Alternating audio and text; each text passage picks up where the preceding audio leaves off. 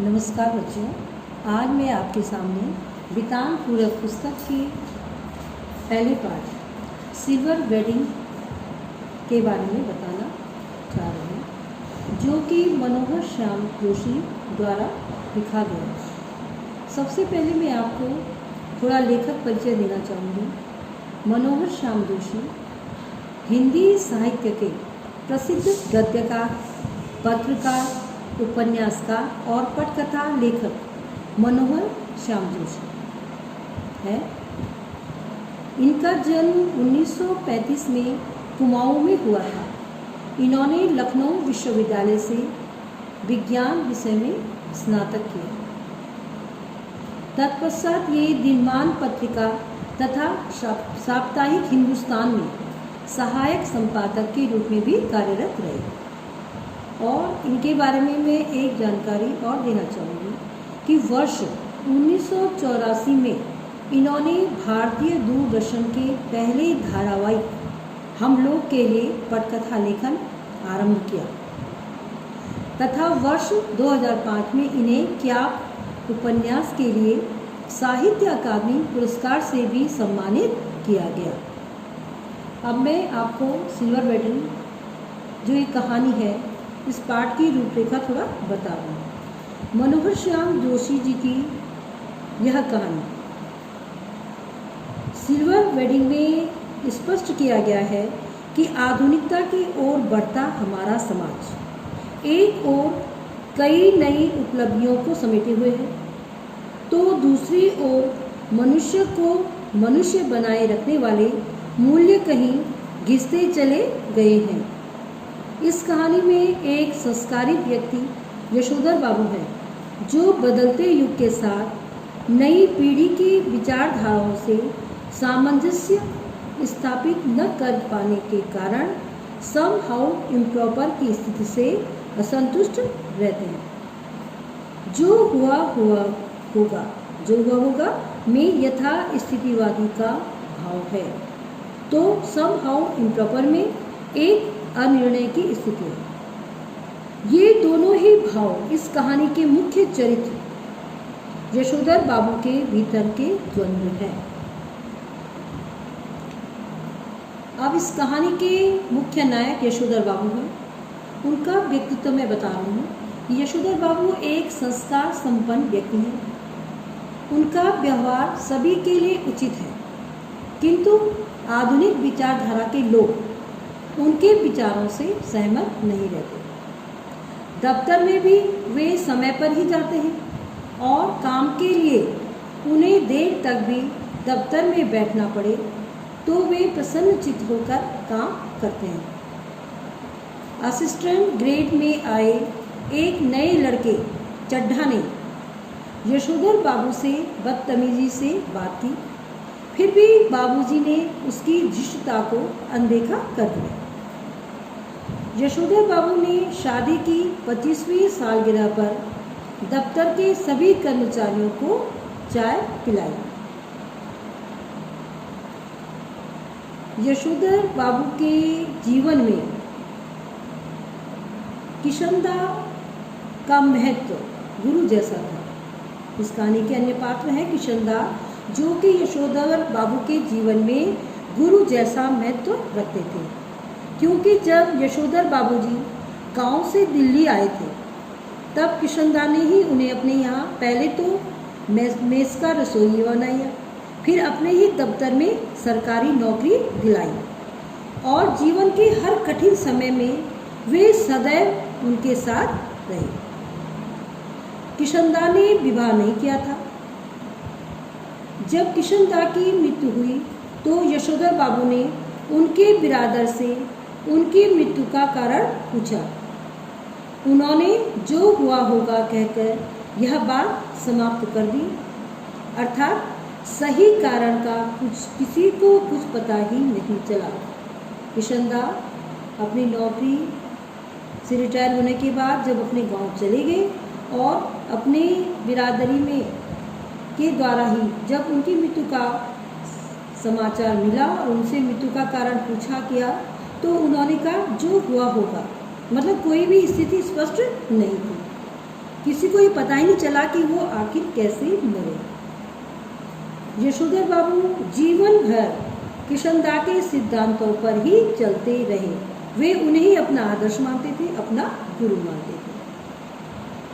यशोधर बाबू को आधुनिक लोगों के विचार बिल्कुल भी अच्छे नहीं लगते थे और लोग उनके विचारों को सुनकर मानना नहीं चाहते थे।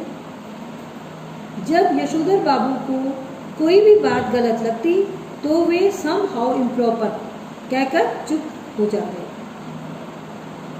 somehow improper का अर्थ है कुछ न कुछ गलत होना, अर्थात उनकी दृष्टि में कोई बात स्पष्ट नहीं हो पाती, न उनको अच्छी लगती थी, न उनको समझ में आती थी कि ये आजकल हो क्या रहा है, तो वो somehow improper कह करके चुप हो जाते थे। यशोधर बाबू के परिवार में, अब उनके परिवार के बारे में बता रही हूँ, उनके परिवार में उनकी पत्नी, 3 बेटे और 1 पुत्री है। उनका सबसे बड़ा बेटा भूषण विज्ञान एजेंसी में 1500 प्रतिमाह पर काम करता है और दूसरा बेटा दूसरी बार IAS की परीक्षा देने की तैयारी कर रहा है। तीसरा बेटा स्कॉलरशिप लेकर अमेरिका चला गया है और बेटी डॉक्टरी की पढ़ाई करना चाहती है। यशोधर बाबू पुराने विचारों वाले व्यक्ति हैं, जबकि उनका परिवार आधुनिक विचारों का समर्थक है। इसी कारण उनका अपने परिवार के साथ मतभेद बना रहता। उनकी पत्नी भी बच्चों के साथ आधुनिक रंग में रंग चुकी थी। यशोधर बाबू चाहते हैं कि उनका परिवार उनसे सलाह लेकर दुनियादारी का काम करे। परिवार में सबसे बड़े थे तो वह बच्चों से ये अपेक्षा करते थे कि बच्चे जो भी कार्य करें उसमें उनकी सलाह लें, पर बच्चे ये कहकर उन्हें चुप करा देते हैं, जब आपको कुछ पता ही नहीं तो आपसे क्या पूछें। बाबूजी का मंदिर जाना, प्रवचन सुनना तथा पूजा पाठ करना परिवार को सुहाता ही नहीं था, मतलब उनको ठीक नहीं लगता था। बच्चे और पत्नी चाहते थे कि यशोधर बाबू पुरानी परंपराओं को छोड़कर नए युग की रीतियों को अपनाएं। वे उन्हें अपने अनुसार ढालना चाहते थे, लेकिन यशोधर बाबू अपनी पुरानी परंपराओं को छोड़ने को तैयार नहीं थे। जैसे कि बाबूजी को पता ही नहीं था कि आज उनके घर पर उनकी शादी की 25वीं सालगिरह की पार्टी चल रही है और ऑफिस में भी उन्हें पता नहीं था, लेकिन जब उनके ही नीचे काम करने वाले उनके सहयोगियों ने उनसे कहा कि आपकी शादी को आज 25वीं आपकी सिल्वर वेडिंग है, 25वीं वर्षगांठ है, तो यशोधर बाबू ने किसी तरह से फिर उनको चाय पिलवाई थी।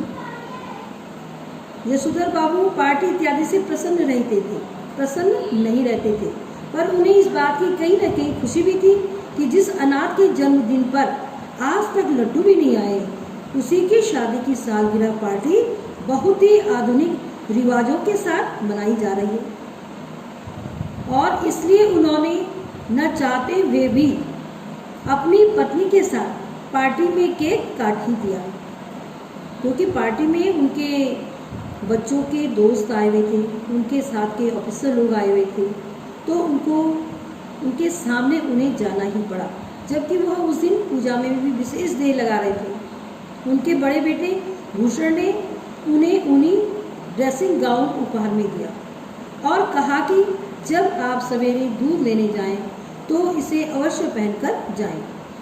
उनकी आंखों के कोर में जरा सी नमी चमक गई, क्योंकि वे चाहते थे कि उनके बच्चे अब घर की सभी जिम्मेदारियों का भार अपने ऊपर ले लें, लेकिन बेटे ने नया गाउन देते हुए भी दूध लाने की जिम्मेदारी उन्हीं के कंधों पर डाल दी। गाउन पहनकर यशोधर बाबू को लगता था कि उनके अंगों में किशनदा उतर आए। यह कहानी नई पीढ़ी और पुरानी पीढ़ी के लोगों के विचारों एवं व्यवहारों में आए परिवर्तन को दर्शाती है। यशोधर बाबू की पत्नी सुशील है, समझदार है और वह आधुनिक समय के नए नए विचारों में ढलना जानती है। व्यवहारिक ज्ञान भी यही सिखाता है कि हमें समय के अनुसार अपने आप को ढाल लेना चाहिए, जिससे हमारे बच्चे हमें मित्र के रूप में समझें। पर यशोधर बाबू अपने परंपरागत सिद्धांतों पर ही चलना चाहते हैं। उन्हें आज की पीढ़ी की नई सोच ढकोसला लगती है, अतः वे अपने और अपने परिवार के बीच में तालमेल नहीं बैठा पाते और हाशिए पर चले जाते हैं, अर्थात वो अकेले ही रहते हैं। इस तरह से आपने देखा सिल्वर वेडिंग कहानी की यशोधर बाबू और उनके आदर्श किशनदा, जिनके आदर्शों पे वह जीवन भर चलते रहे, और उनके मन में भी यही था कि जैसे माता पिता व गुरु का विशेष स्थान होता है, तो वह यशोधर बाबू को अपना गुरु ही मानते थे। इस तरह से हम ये कहते हैं कि यह एक सामंजस्य, आधुनिक और नई पीढ़ी के सामंजस्य को मिलाने वाली कहानी है, जिसको कि मनोहर श्याम जोशी जी ने बहुत ही आकर्षक ढंग से उभार कर रखा है। अब बच्चों, मैंने इस पाठ का जो सारांश है वो आपको बता दिया है। पाठ में अब आप इसके आधार पर प्रश्न उत्तर कर सकते हैं। धन्यवाद।